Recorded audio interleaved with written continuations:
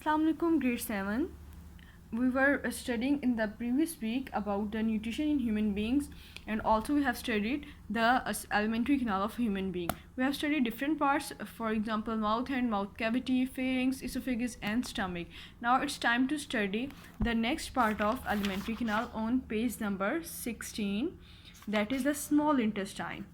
So what is the small intestine? You can see in this picture, this structure that is in the folding is a small intestine,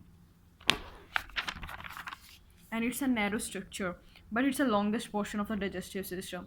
Small intestine is the longest portion of the digestive canal, which is narrower than the stomach. It has three main parts. The first one is duodenum, the second one is jejunum, and the third one is the ileum.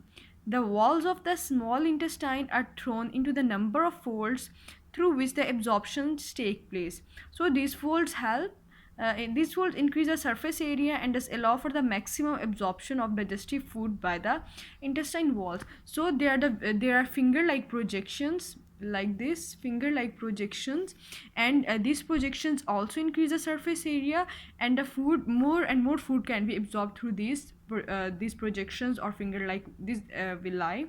So it helps in the digestion of food. So the major part of the food is digested in the small intestine. The next one is the large intestine. Small intestine enlarge slightly to form a tubular large intestine. Water and useful minerals are absorbed through the walls of the large intestine. The next one is the rectum. So actually rectum is the last portion of the large intestine. It is a bag-like structure which ends in an opening called anus. So the opening that is used to excrete waste, digestive waste, is known as anus. The rectum stores the undigested food as fecal matter till it is passed out. So the next is about the digestion, process of digestion. We will study it later. So now we will see what questions we can solve from the exercise.